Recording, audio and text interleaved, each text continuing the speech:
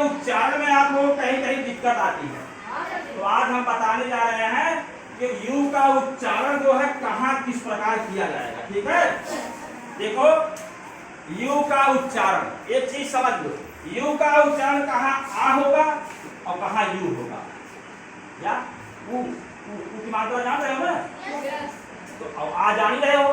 तो यू का उच्चारण आ कहाँ होगा और कहाँ यू होगा, इसको हम समझाने जा रहे हैं। ध्यान दीजिए, अगर देखो कोई जो है वर्ड्स लिखे गया, इंग्लिश का लिखा गया है, उसमें अगर देखो कॉन्सोनेंट है, ठीक है, कॉन्सोनेंट के बाद अगर वावेल है और फिर कॉन्सोनेंट है, तो वहां उच्चारण आ हो जाएगा। यू क्या है, वावेल है, यू वावेल है ना। Yes sir. तो अगर कॉन्सोनेंट के बीच में यू आ रहा है, उसके बाद फिर कॉन्सोनेंट आ रहा है, तो वहां क्या हो जाएगा, पढ़ा जाएगा आ। क्या पढ़ा जाएगा, आ। और अगर कॉन्सोनेंट है फिर यू वहां है, फिर कॉन्सोनेंट है और उसके बाद अगर ई आ जा रहा है, तो यह पढ़ा जाएगा यू। क्या पढ़ा जाएगा, you. Consonant vowel consonant, consonant के बाद अगर यू आया फिर कॉन्सोनेंट, यहाँ इसका उच्चारण आ होगा। और अगर कॉन्सोनेंट है और यू आ गया, वावेल यू है, फिर कॉन्सोनेंट ई है, तो उसका उच्चारण क्या हो जाएगा, यू। कैसे, अब देखो यहाँ सी यू पी क्या पढ़ा जाएगा, कट, सी यू पी कट। और यहाँ देखो क्या लिखा है, सी यू पी ई, इसको क्या पढ़ोगे, क्यों यू लगा, अब समझा रहे हैं। यहाँ देखो ये कॉन्सोनेंट है, यू वावेल बीच में आ गया, फिर कॉन्सोनेंट, इसका उच्चारण क्या हो गया, आ। उच्चारण में यू के स्थान पे क्या होगा, आ। सी यू पी क्या हो जाएगा, कट।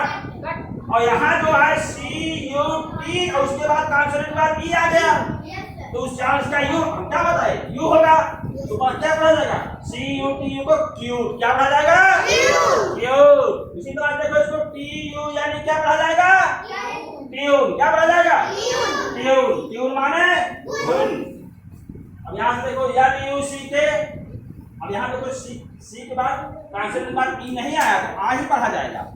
जब कॉन्सोनेंट, ध्यान दो, कॉन्सोनेंट वावेल यू फिर कॉन्सोनेंट, तब उच्चारण आ होगा। कॉन्सोनेंट वावेल यू फिर कॉन्सोनेंट के बाद अगर ई आ रहा है, तब हम उच्चारण में यू पढ़ेंगे। ठीक है, यस सर। यहाँ यानी यू सी के, तो कॉन्सोनेंट के बाद ई नहीं आया, तो आ ही उच्चारण होगा। लक, लक माने बोलो जोर से, ये सी यू पी कट माने काटना, G U N consonant vowel consonant, क्या हो जाएगा, गन पढ़ा जाएगा, गन माने बंदूक। यहाँ C U T consonant vowel U, consonant E आ गया, उच्चारण यू हो गया, क्यूट। क्या पढ़ा जाएगा, क्यूट। यहाँ T U N E consonant vowel consonant के बाद ई आ गया, क्या पढ़ा जाएगा, ट्यून। ट्यून माने tune, very good. R U N क्या पढ़ा जाएगा, बताओ, क्योंकि कॉन्सोनेंट वावेल पे यू है, फिर कॉन्सोनेंट, इसको उसका उच्चारण आ होगा, तो इसलिए हम इसको पढ़ेंगे R U N. J U M P jump, क्योंकि कॉन्सोनेंट के बाद ई नहीं है, अगर ई होता तो उच्चारण यू हो जाता। इसके बाद अब देखो इसमें डी जंप माने कूदना। अब यहाँ देखो, यहाँ बताओ, और दूसरे बताओ, डी यू पी क्या कहा जाएगा,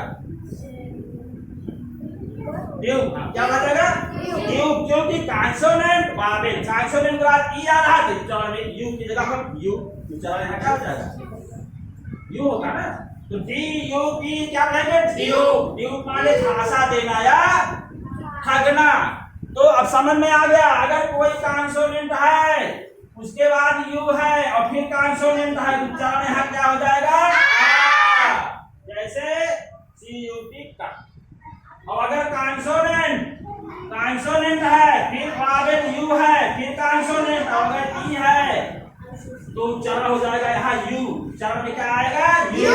सी यू, इसे सी यू टी क्या कहा जाएगा, यू। तो यू का उच्चारण पढ़ने में कहीं दिक्कत होगी आप लोगों को, नहीं दिक्कत होगी, सब लोग समझ गए। राइटिंग करो भाई, कुछ शब्द लिख रहे हैं आप लोग, पढ़ के हमको बताएंगे। थैंक यू, काफी निकालो सब लोग।